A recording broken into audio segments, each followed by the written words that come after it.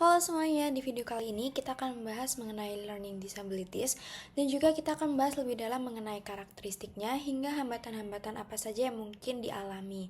Nah, pembahasan ini menjadi penting untuk meningkatkan pemahaman kita tentang keberagaman kemampuan belajar dan juga mendukung proses pendidikan yang lebih inklusif. Nah, sebelum itu kita akan mengenal lebih dulu terkait learning disabilities. Apa sih learning disabilities itu?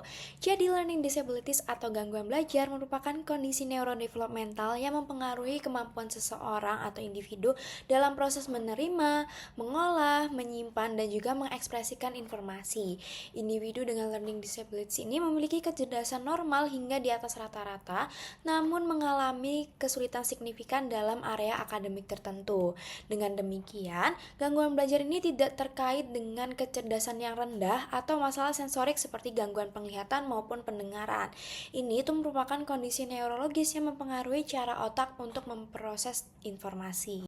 Selanjutnya, terdapat beberapa teori yang mengemukakan terkait learning disabilities itu sendiri. Yang pertama ada Samuel Kirk, yaitu tokoh yang pertama kali memperkenalkan istilah learning disabilities pada tahun 1963. Beliau mendefinisikan learning disabilities ini sebagai gangguan pada proses psikologis dasar yang terlibat dalam pemahaman atau penggunaan bahasa, baik lisan maupun tulisan. Selanjutnya, National Joint Committee on Learning Disabilities atau NJCLD pada tahun 1994 ini menyatakan bahwa learning disabilities adalah gangguan heterogen yang berasal dari disfungsi sistem saraf pusat dan mempengaruhi proses belajar tertentu. Selanjutnya, DSM-5 pada tahun 2013 mengategorikan learning disabilities ini sebagai specific learning disorder yang mencakup 3 cangkupan, yaitu kesulitan membaca atau disgrafia, kesulitan menulis atau disgrafia, dan juga kesulitan dalam matematika atau diskalkulia dengan durasi minimal 6 bulan meskipun sudah mendapatkan intervensi. Selanjutnya, World Health Organization atau WHO pada ICD-11 menjelaskan bahwa learning disabilities ini merupakan developmental learning disorder yang ditandai dengan gangguan spesifik pada keterampilan akademik inti. Lalu apa sih yang menyebabkan adanya learning disabilities ini? Jadi learning disabilities ini muncul disebabkan oleh faktor-faktor yang kompleks dan tidak berasal dari satu faktor saja. Para ahli menyatakan bahwa learning disabilities ini muncul akibat kombinasi faktor biologis, neurologis, genetik, dan juga lingkungan. Untuk faktor biologisnya sendiri, yang pertama ada masalah perkembangan sistem saraf saat masa kehamilan. Lalu yang kedua, paparan zat berbahaya selama kehamilan seperti ibunya mengonsumsi alkohol, nikotin, atau obat-obat terlarang. Selanjutnya yaitu komplikasi selama kelahiran seperti aspeksia, yaitu kekurangan oksigen saat melahirkan. Nah, faktor neurologisnya sendiri itu yang pertama ada perbedaan struktur dan fungsi otak pada area yang memproses bahasa dan juga numerik. Selanjutnya yang kedua ada masalah terhadap konektivitas antara bagian otak. Lalu yang ketiga ada phonological processing yang lemah, yaitu terutama pada individu dengan disleksia. Selanjutnya untuk faktor genetik, yaitu yang pertama penyandang learning disabilities ini sering terjadi pada satu keluarga. Lalu yang kedua ada gen tertentu yang berhubungan dengan kesulitan membaca dan juga matematika. Lalu yang ketiga ada saudara kandung dengan anak learning disabilities memiliki resiko 4 hingga 8 kali lebih besar untuk mengalami learning disabilities. Selanjutnya yang terakhir faktor lingkungan, yang mana ini bukan penyebab utama tetapi dapat menyebabkan kemungkinan adanya learning disabilities, yaitu yang pertama yaitu kurangnya stimulasi belajar di masa awal. Lalu yang kedua ada pola asuh yang tidak mendukung perkembangan bahasa. Yang ketiga ada akses pendidikan yang masih kurang kualitasnya. Dan terakhir ada trauma atau stres berat pada masa anak-anak.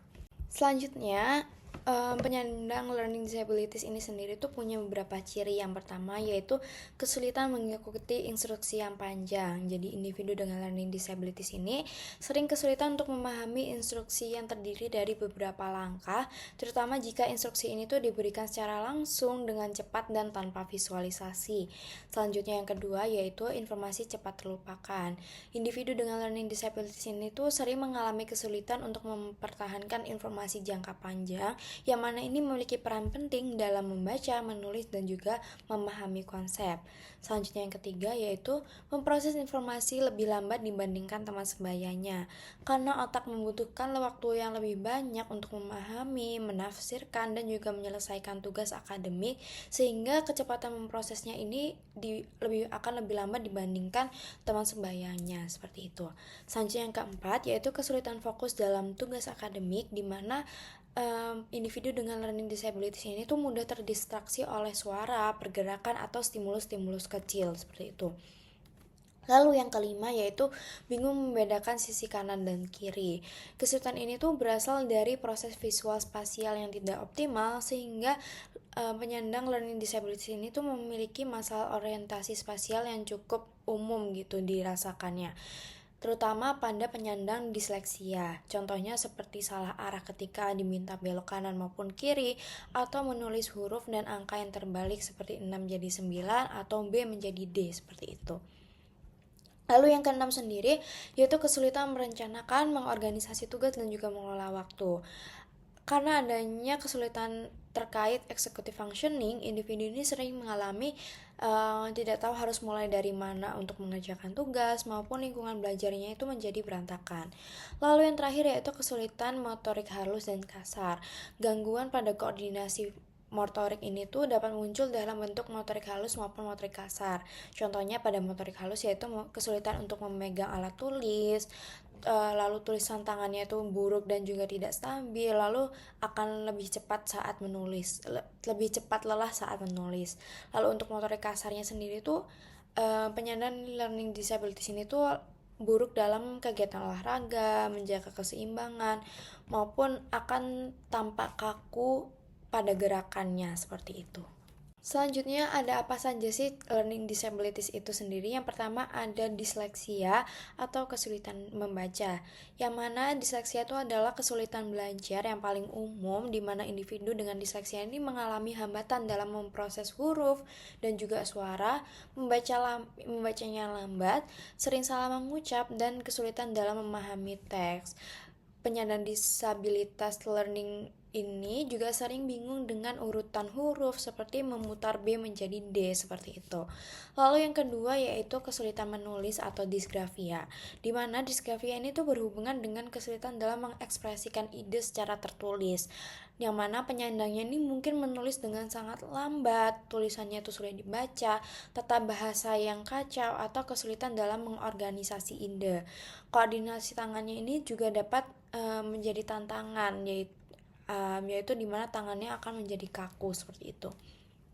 Lalu yang ketiga yaitu kesulitan matematika atau diskalkulia, yang mana diskalkulia ini menyebabkan kesulitan dalam memahami konsep angka, simbol matematika, dan juga pola numerik, yang mana anak sering kali salah menghitung, kebingungan membedakan operasi matematika, atau sulit memahami konsep waktu, pengukuran, atau logika yang berhubungan dengan kuantitatif. Lalu apa sih hambatan-hambatan yang mungkin dialami oleh penyandang learning disabilities ini sendiri? Yang pertama ada hambatan pada akademik, di mana individu dengan learning disabilities ini tuh bisa mengalami penurunan prestasi akademik meskipun mereka telah berusaha keras. Mereka ini membutuhkan waktu yang lebih lama untuk membaca, menulis, dan juga mengerjakan soal, yang mana mungkin itu menjadi tugas yang sederhana bagi siswa-siswa lain, tapi menjadi tantangan besar bagi mereka. Yang kedua yaitu hambatan sosial dan emosional, yang mana seringkali mereka merasa tertinggal karena individu dengan learning disabilities ini tuh lebih rentan terhadap stres akademik, kecemasan, dan juga bahkan rendahnya harga diri. Penyandang disabilitas learning disability ini tuh mungkin merasa malu saat mereka harus membaca keras di depan kelas atau saat membuat kesalahan sederhana. Sebagian bahkan menghindari untuk berinteraksi sosial secara langsung. Lalu yang ketiga ada hambatan dengan adaptasi di sekolah, yang mana sistem pendidikan yang saat ini belum secara merata inklusif dapat memperberat kondisi mereka. Terkadang guru juga kurang memahami kondisi learning disability sendiri yang dapat secara langsung membuat adanya microaggression seperti melabeli anak sebagai malas atau tidak fokus atau tidak pintar seperti itu. Lalu juga kurangnya fasilitas pendukung seperti pembedaan instruksi juga menjadi hambatan bagi penyandang learning disabilities seperti itu. Dari pembahasan ini, kita dapat memahami bahwa learning disabilities ini bukanlah keterbatasan intelektual, melainkan perbedaan cara belajar yang membutuhkan pendekatan lain. Dengan dukungan yang tepat, mulai dari adaptasi pembelajaran, pendampingan orang tua serta guru, hingga lingkungan yang lebih menghargai keberagaman, individu dengan penyandang learning disabilities ini tuh dapat berkembang secara optimal. Sekian dari saya, terima kasih sudah menonton.